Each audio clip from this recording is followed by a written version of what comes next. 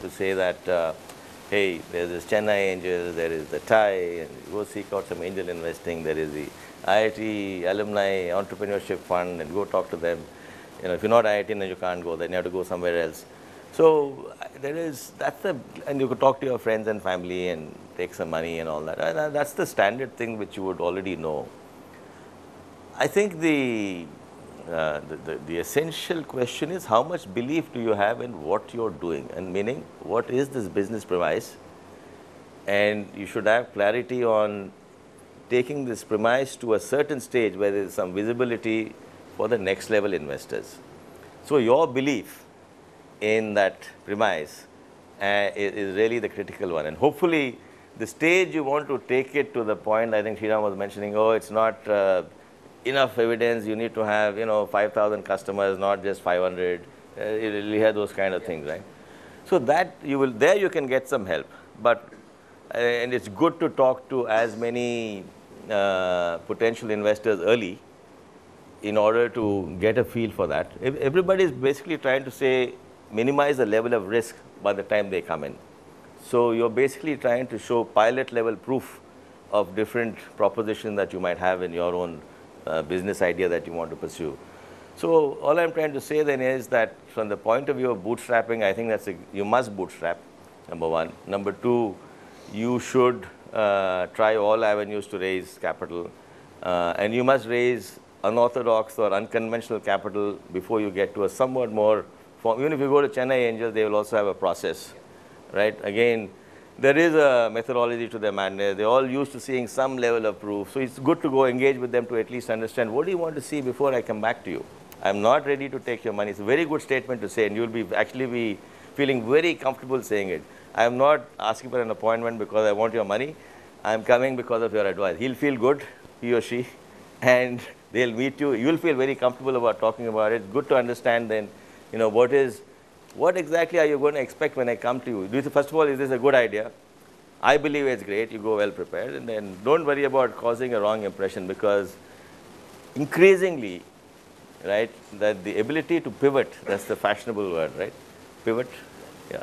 The ability to pivot or change your business model without any shame is actually the most, the best thing that's happening.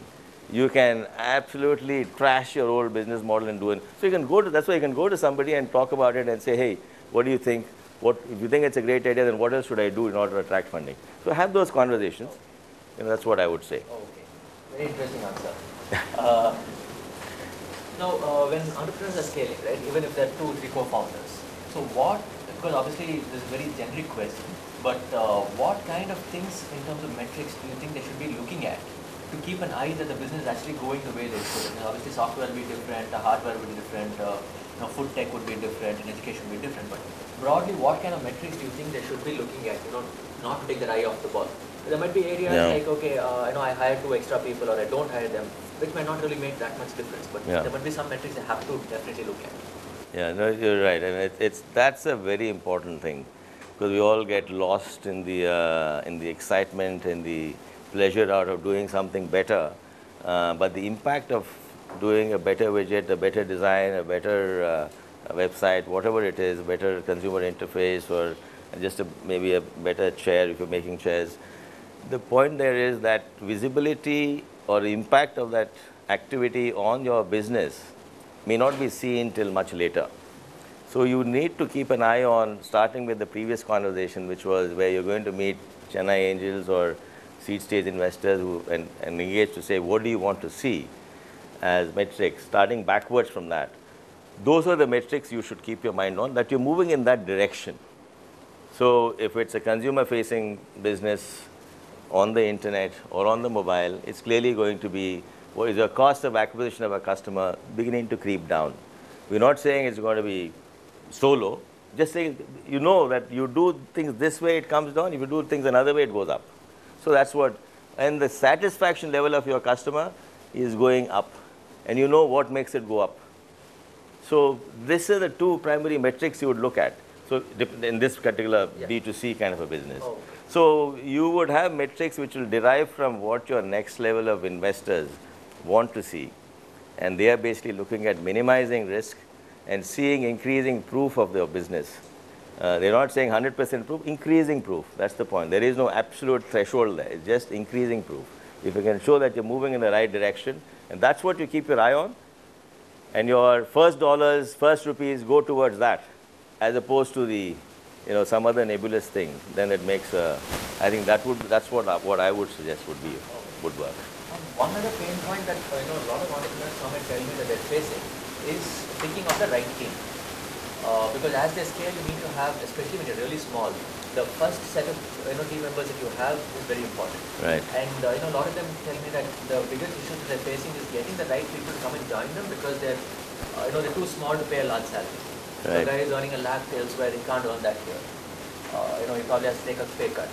Even if they give him a sweat equity or a ESOP, how does that exist? So how do they, in your opinion, from an external perspective, what is it that the entrepreneur has to do to get a right team member in place?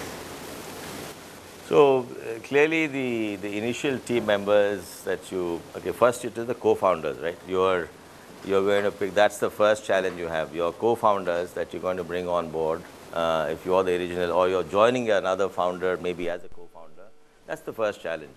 Then the next level people hopefully are going to be the next level CXOs, if you will, or the one level below the CXOs, eventually as your company scales, and you're looking to see, are these the people that are going to stand with me in helping to build the value in this company. There are, of course, another level of people who I would say have an important role and a valuable role, but easily replaceable roles. I mean, it could be some simple level of coders, or maybe just the T-boy in your company or whatever. But all I'm saying is, so you have a different set of criteria. Don't sweat it when you're trying to look at the replaceable people. But the people who you're going to rely upon, who are going to lose sleep with you if you're not going to meet that deadline for a client or make the payroll for your team and so on, right? Those are the people that you need to spend enough time. And they will be not just your co-founders, but also the next level people.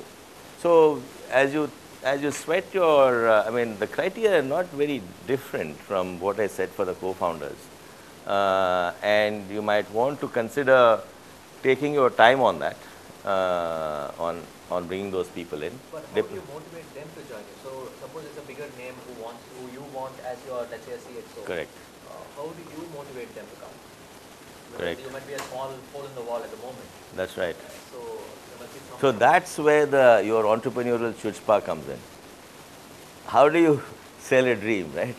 How do you sell them that, very soon you're going to be ordering in, Domino's pizzas as opposed to getting the, Taramani, Vellacheri, Chai Kada guy, Bun Maska. You go beyond that, right? That's the dream you're going to sell. And you should be, everybody will see the genuine sincerity of this. And I think I'm sure if you're passionate about what you're doing, they will see the passion coming through. And there I think you have to start applying your mind. Why exactly should, and Sriram asked a very good question, why exactly should somebody else join you? I mean, I get asked this question all the time. Why exactly should I take your money? Right? So in the same, that's what they're doing too in this case. So I think there is, if you're passionate about this, and in terms of equitable comp structures and ESOPs, which will start making up for the lower comp, I think these are things that you can get guidance from your mentors, advisors, those kinds of people. We can certainly, we have market indices of that. You might find somebody who thinks very highly of themselves, but they may not be within the market kind of comparable. So that advice you can get. But I think the primary thing is this ability to let your passion come through. So it's a startup. Otherwise, why he or she going to join you? I mean, it's. And in your experience, you've seen so many startups. What is it that entrepreneurs do wrong most of the time? So now you're asking from a broad thematic picture of this. Now I have to doing similar things wrong in different industries. Yeah. So no, this is actually you're making me think hard now. I'm not able to. Okay. So see, because the reason why I'm also pausing is it depends. the stage at which you're in. Am I a pure startup versus early stage where you're raising Series A funding, and then growth where you're looking to rapidly scale beyond a point. Each of them has a different connotation, different requirement from the point of view of what you might be doing wrong. And then there is another thing that happens, which is that rapidly scalable tech business again has a different set of requirements versus a conventional business which may be growing at 20-30% per year. In the initial years, of course, they'll also grow 50 to 100%, double, triple, and so on, but very soon they'll just get to that. Very different. So I won't touch upon the conventional businesses simply because there are enough competition in the market already for them, and it's a different story. It's a much more challenging story. The reason being that I'll just pause for a minute though, say that India is a very tough place to do business in, irrespective. I'm not trying to discourage anybody here. I'm saying if you're going to do everyday businesses, right, any conventional businesses, it's an extremely challenging place, and I don't need to tell you this. And therefore, the entrepreneurs there constantly face, the daily, just the aspect of moving from one day to another and showing a small growth is very challenging. Forget innovation, forget efficiencies improving, all those kinds of things, right? So there is a sense of entitlement or feeling of that I deserve more builds in after you for those kind of businesses, which is not the case in the tech rapidly growing businesses. I don't believe which is why I'm saying there we find in the conventional businesses that sense of entitlement is actually the biggest problem that happens. That only I'm facing all these challenges, my investors or somebody else and then you start getting into issues there. But in the tech side, I think it's not the same challenge. It is challenging though. Why is Uber having a challenge? Because there, as they intersect with the real world more and more, either because of regulations and dealing with people and so on, their challenge is very different from being simply an internet growing business, which is why I think my belief is that Ola may be doing a little bit better because they're able to deal with the local ability to intersect with the real world a little bit better. So that's the challenge of the conventional businesses. So in the tech side of it, if you are a startup, the biggest mistake one could be doing is there is no such thing as a wrong business. It's more to do with, are you the right person, you and the team, right person for that business? So, and the question is, would you have been able to build either a Flipkart or a housing.in or whatever these businesses are, would you have been able to build it? Now the question would be, one of the key requirements of those highly charged B2C businesses would be the ability to raise capital.